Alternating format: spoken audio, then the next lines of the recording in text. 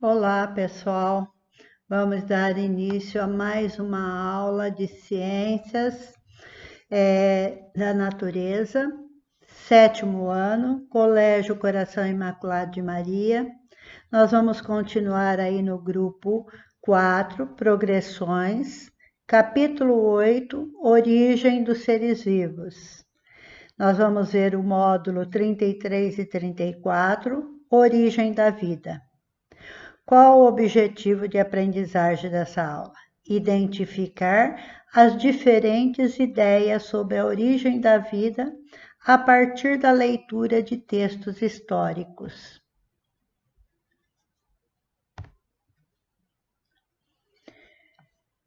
Nós temos aí, olha, uma terra primitiva, como a terra como ela se formou.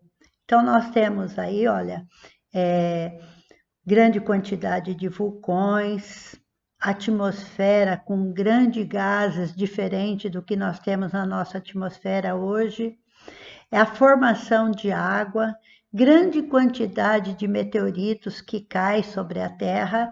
Então, lá, cometas se chocam com frequência à superfície terrestre, né? Então, esses meteoritos vão estar caindo. Aí a Terra começa a se resfriar. Então, à medida que ela vai se resfriando, forma-se a água, começa as chuvas e a queda da água vai formando os oceanos. Aí começa a falar da origem da vida, como nós já falamos no capítulo anterior, que a água a vida surge na água. Então, os primeiros contatos que tiveram a vida seria na água. Então, nós temos aí a origem da vida, a origem dos seres vivos e sua permanência no planeta Terra. Sempre intrigaram os seres humanos, quer dizer, nós somos intrigados, como surgimos? Então, ele vem tentando estudar para saber. Há muitos séculos, os filósofos gregos Aristóteles se debruçaram sobre os assuntos e acreditaram que os seres vivos se originaram da matéria inanimada, quer dizer, o princípio que ficou conhecido como abiogênese. A palavra a na frente quer dizer não presença de vida, né? Ou então, através da geração espontânea, através de alguma coisa, a vida surgisse. Então, nós vamos ver isso aí agora, começando as nossas atividades. A biogênese e biogênese. A biogênese quer dizer, a vida não surgiu de outra vida, sabe? Surgia espontaneamente. A biogênese, ela teria que ter o seu descendente. Há muitos séculos se discutia a origem dos seres vivos, porém, foram as discussões e os experimentos do século XIX que se tornaram mais relevantes conhecimentos até hoje. Então, nós já vimos alguns experimentos, né? Nessa época, circulava pela comunidade científica a ideia de que era possível os seres vivos surgirem de outros por meio que não a reprodução. Eles simplesmente surgiam, não pensava-se na reprodução.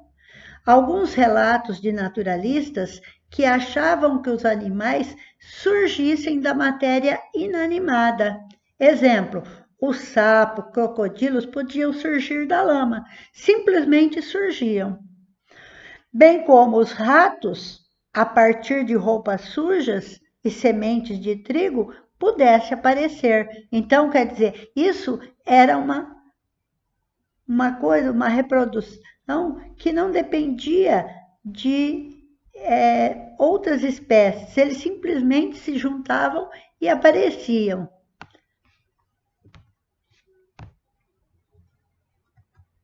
Nós temos aí, olha, uma camisa, uma roupa suja, mais trigo, ficava lá em algum lugar e aqui surgia ratos. Então, eles acreditavam que isso poderia ser possível, que a partir de uma roupa suja, mais trigo pudesse surgir. Ou então que sapos e crocodilos simplesmente pudessem surgir da lama.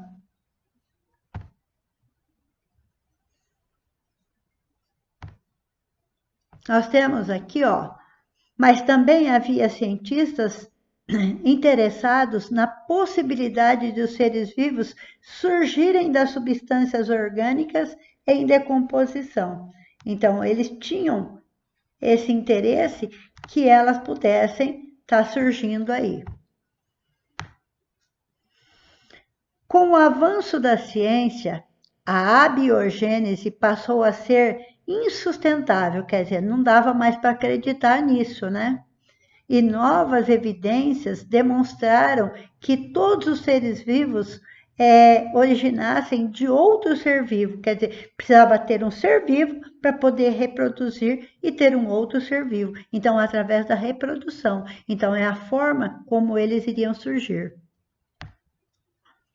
Essas correntes de pensamento ficou conhecida como biogênese, quer dizer, a vida surge de outra vida. Vamos estudar alguns experimentos da época. Experimento de Red. O experimento de Red, no século XVII, era de conhecimento geral, que todos os seres, que todos os vermes que surgia, ele vinha de um corpo em decomposição. Era o resultado da geração espontânea. Quer dizer, eu pegava um pedaço de carne e deixava lá e automaticamente daquela carne ia nascer vermes. Só que eles esqueciam que essa carne podia ser contaminada por alguma mosca, por algum inseto, tá? Aí o Red faz o experimento, ele coloca essa carne em vidros.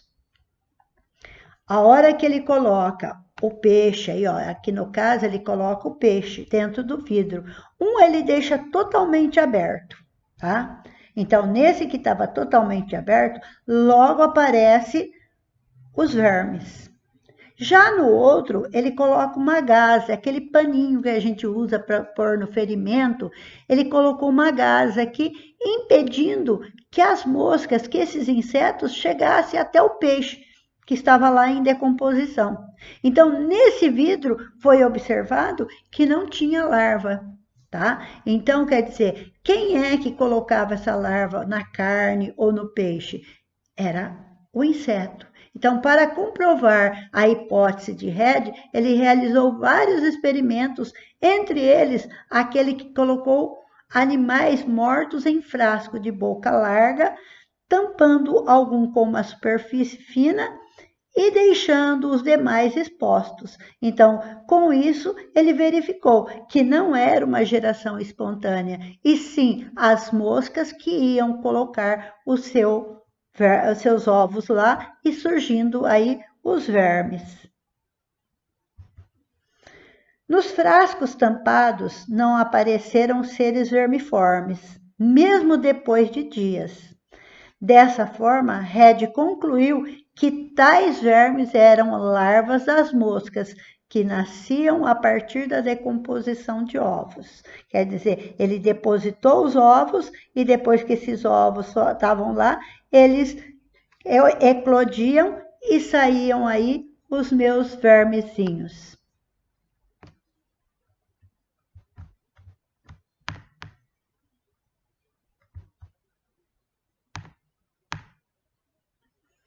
O experimento de Red ficou famoso por marcar a perda de credibilidade da abiogênese, quer dizer, a biogênese foi derrubada em parte aí. Então, eles não acreditavam mais que surgisse, que gerasse um ser a partir de algum objeto, de uma substância orgânica em decomposição.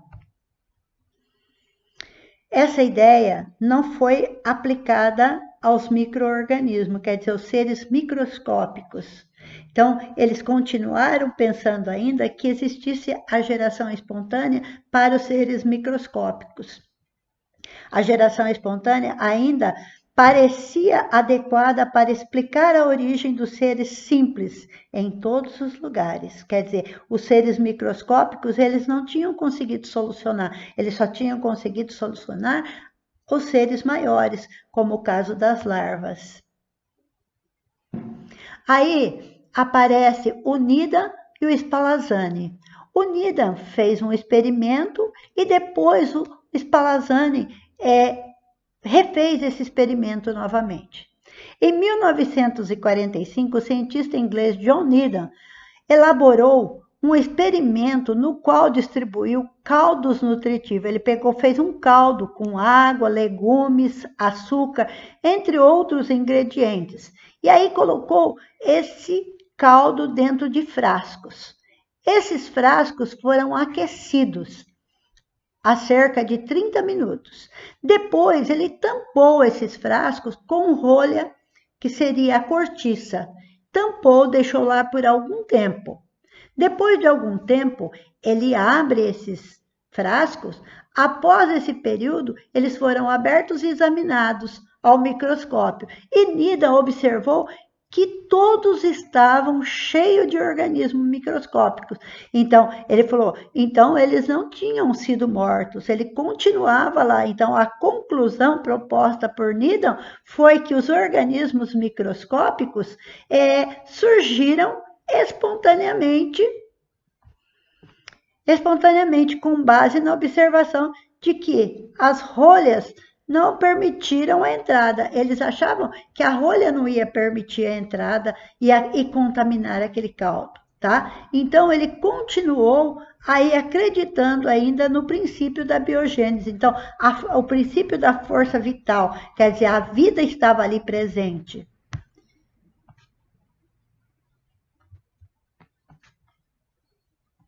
Mas o Spallanzani, ele não concorda, essa explicação não foi suficiente para o padre, o cientista italiano Lázaro Spallanzani. Então, ele refez novamente essa experiência. Então, ao refazer, ele usou o mesmo caldo nutritivo, ele preparou o mesmo caldo, colocou no frasco. Então, ele preparou também outros frascos com o mesmo caldo, mas agora derretendo o gargalo no fogo. Então, ele pegou esse frasco, uma parte ele deixou lá e colocou a rolha de cortiça. A outra parte ele aqueceu o gargalo e fechou hermeticamente esse gargalo.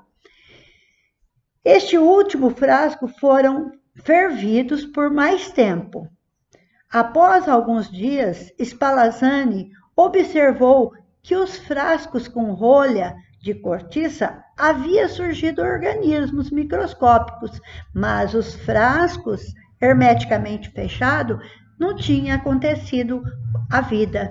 E aí o Needham vai e diz que dessa forma o Needham conclui que não havia fervido, que ele havia fervido muito essa solução. Então, que na primeira não tinha fervido o suficiente. Então, e no caso, tinha passado e que tinha tirado a vida dos organismos microscópicos. Então, ele fala, desta forma, conclui-se que Needham não havia fervido sua solução por tempo suficiente, logo para matar todos os organismos microscópicos existentes nela, bem como não havia fechado os frascos corretamente.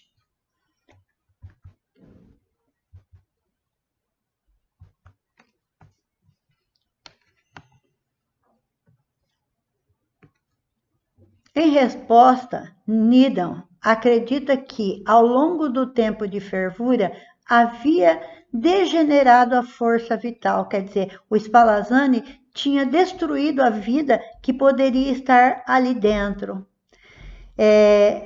não havendo surgimento de vida em função a isso. Então, o Spallanzani quebrou um frasco hermeticamente fechado, expondo ao ar, e observou que um pouco depois começava a aparecer seres microscópicos. Dessa forma, demonstrou que o tempo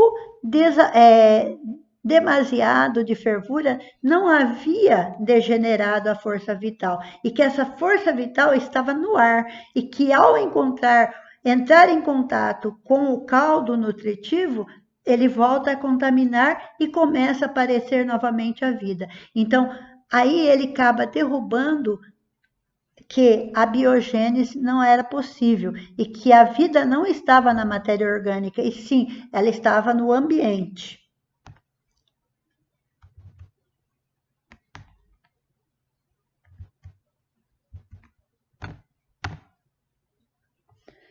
Aqui nós temos a explicação do experimento deles. O primeiro aqui, olha, colocou o caldo nutritivo, colocou fogo, ferveu, tampou e ficou tampado por alguns dias. Aí observou, a hora de destampou aqui, ele observou que tinha micro-organismo. Quer dizer, a rolha, a cortiça não era suficiente para impedir a entrada de micro-organismos. Aqui o Spallanzani pegou o frasco, derreteu, depois de ferver, ele derreteu a boca do frasco, fechou hermeticamente. E quando ele quebrou, ele percebeu que não tinha presença de ser vivo, tá? Então, mas se esse caldo continuasse exposto ao ambiente, aí sim ele ia se contaminar.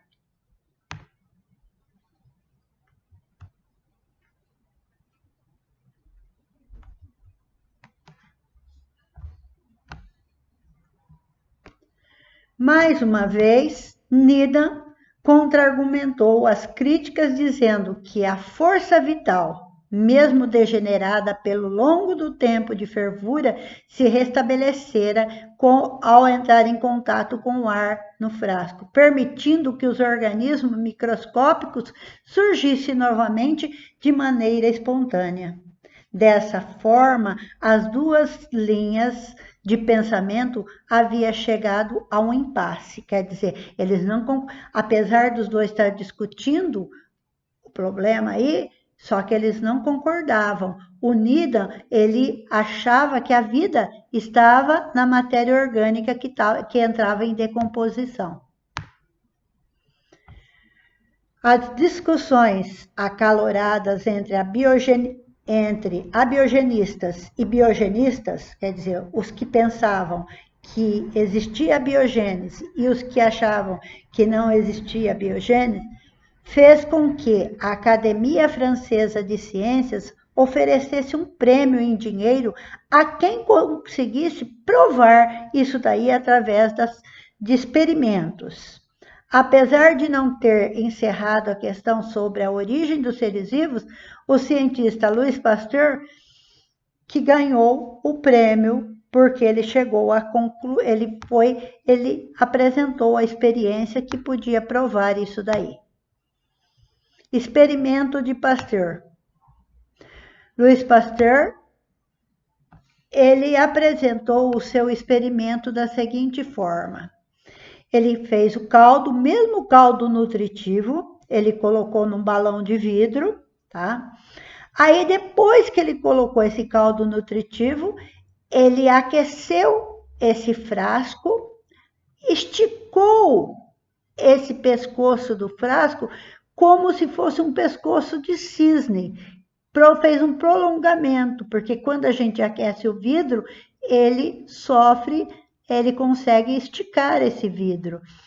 Depois que ele fez isso daí, ele aqueceu o caldo. E à medida que o caldo foi fervendo, ele foi evaporando e parte saiu. E aqui, nessa parte aqui, quando entrou em contato, então ele mostrou que o caldo continuava em contato com o ambiente, tá? E ele estava sendo aquecido.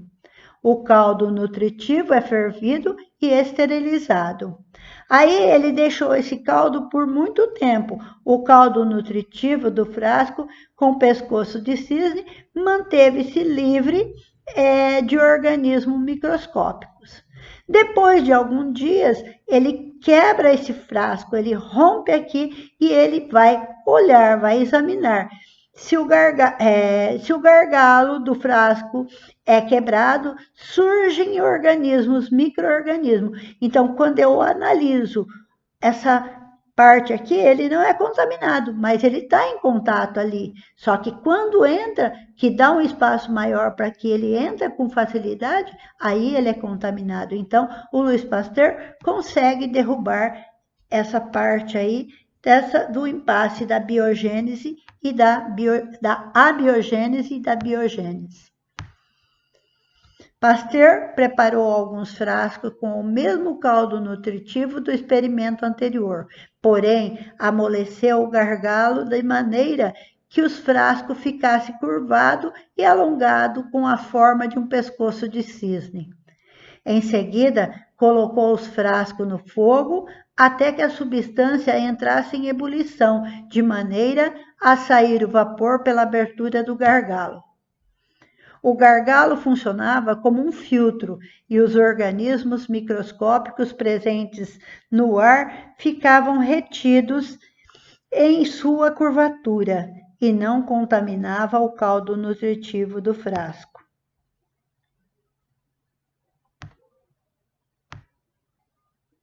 Com a abertura do ar, os abiogenistas não puderam usar os argumentos de contato com a força vital. Esses frascos foram observados por vários dias e em nenhum houve o surgimento de seres vivos. Após esse período, Pasteur quebrou o gargalo e em poucos dias o líquido estava cheio de vidas microscópicas.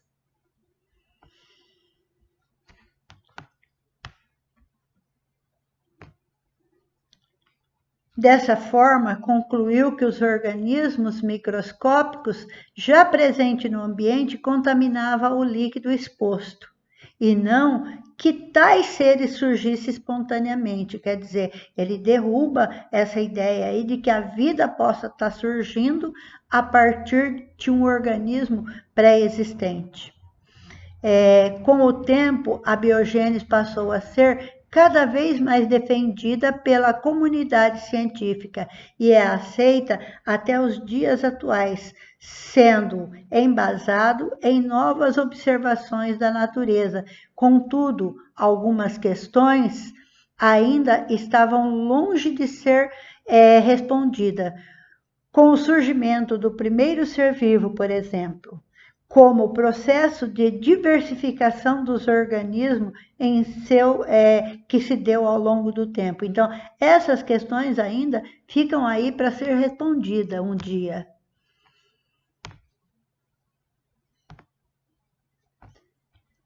Pasteurização. Nós sabemos que o Louis Pasteur foi ele que desenvolveu aí a pasteurização. A pasteurização consiste em pegar uma substância, elevar ela a uma temperatura e resfriar ela rapidamente. Nós costumamos ver vários produtos na prateleira de supermercado que são produtos pasteurizados, produtos que sofreram resfriamento e depois o aquecimento e depois um resfriamento rápido. O processo de pasteurização foi desenvolvido por Louis Pasteur em 1864.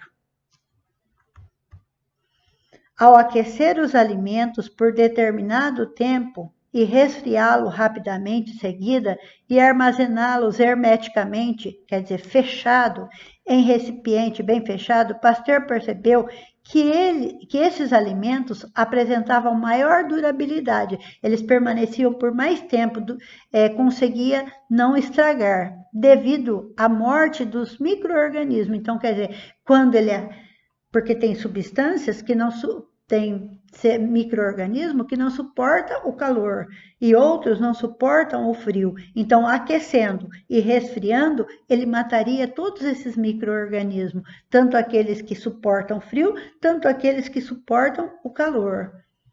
E com isso, ia tornar os produtos mais duráveis.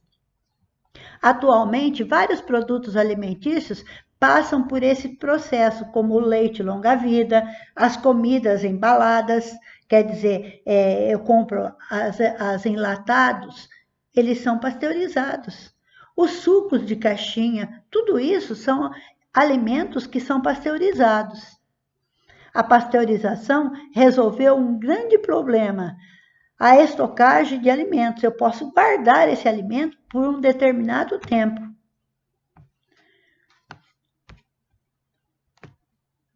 Em várias regiões do mundo, o período produtivo do ano restringe-se à época da primavera e do verão. E como ficaria se no inverno ele não vai colher o produto? Então, é usado muitas vezes a pasteurização para manter esse produto, para continuar tendo. Então, olha lá, no inverno e no outono, os produtos agrícolas caem. Sendo assim, conseguir estocar alimentos ao longo prazo garante qualidade maior dos alimentos em período de pouca produtividade.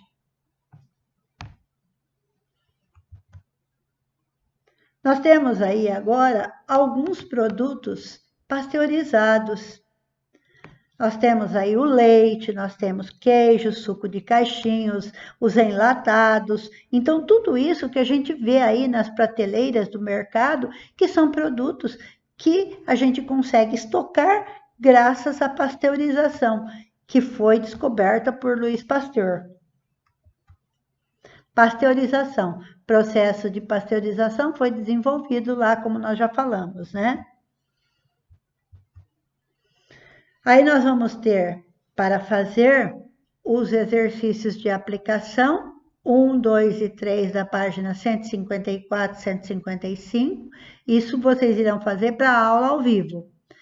Os exercícios propostos, 4 e 5 da página 156.